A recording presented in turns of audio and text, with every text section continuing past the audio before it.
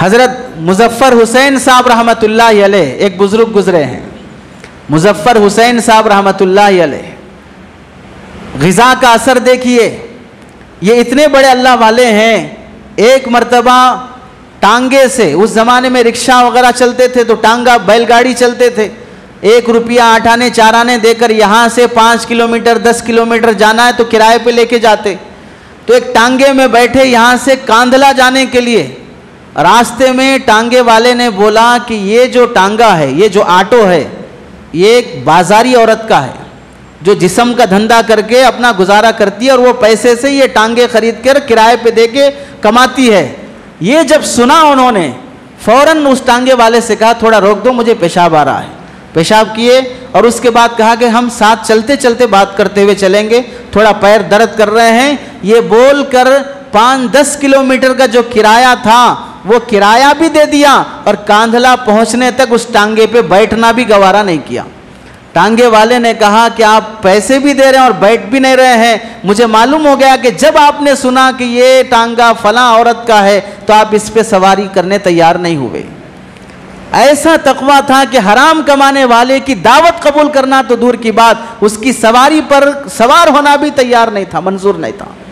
اور اتنے بڑے اللہ والے تھے کہ ان کی بزرگی سن کر ایک گاؤں دیہات کا آدمی انہیں ہدیہ دینے کے لیے اپنے گاؤں سے، اس زمانے میں لوگ گنا اور بھٹے اور تربوز وغیرہ سر پہ لے کے آتے تھے، تو اس زمانے میں ایک آدمی ان کو ہدیہ دینے اور ان سے ملاقات کرنے کے لیے سر پہ کچھ گٹری رکھ کے لے جا رہا ہے. بڑے میاں ہیں، بوڑھے آدمی اور لگیج اٹھا کے آ رہے ہیں. انہوں نے دیکھا، فوراً آئے اور کہا کہ بڑے میاں میں آپ کا لگیج اٹھا لیتا ہوں. تو یہ جوان تھے، لگیج دے دیا، ساتھ باتیں کرتے چلنے لگے.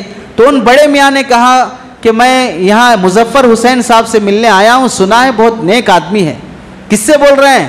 خود ان سے ہی بول رہے ہیں. ان کو پتا بھی نہیں اور وہ دیکھے بھی نہیں تھے.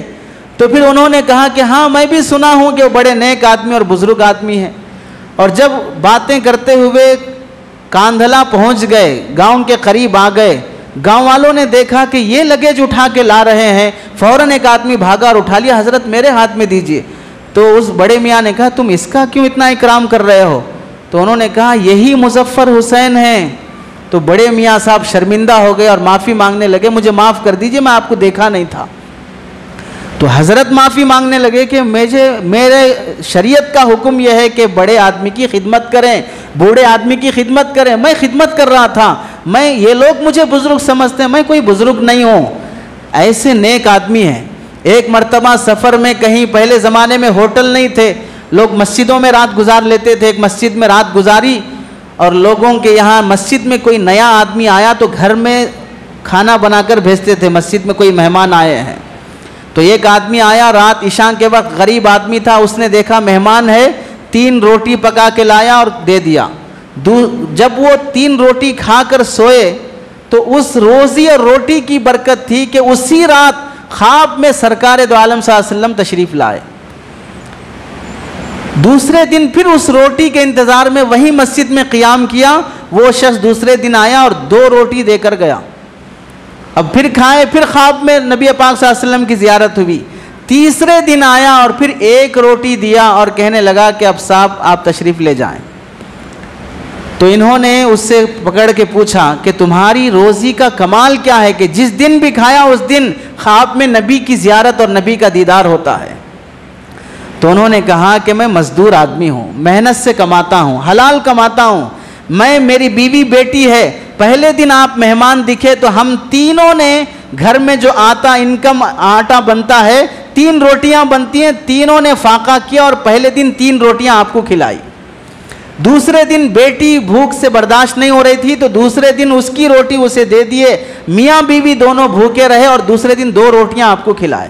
تیسرے دن بیوی کو بھی اب فاقہ ہوا تو اس کی روٹی دے دی اور میں اپنی روٹی فاقہ برداشت کر کے آپ کو کھلایا ہوں. میں 3 دن سے بھوکا ہوں اور مجھے اپنی مزدوری بھی کرنا ہے اور 3 دن اسلام میں دعوت کرنا بہتر اور آپ تشریف لے جائیں.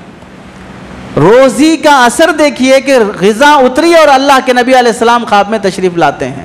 اور یہ مظفر حسین صاحب رحمۃ اللہ علیہ کون ہیں؟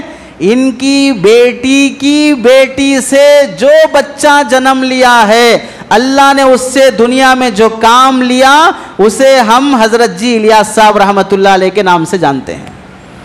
باپ دادا کا خاندان کیسا ہے کہ ایسے حلال غذا کے پابند، تو ان کی اولاد میں کون پیدا ہو رہے ہیں؟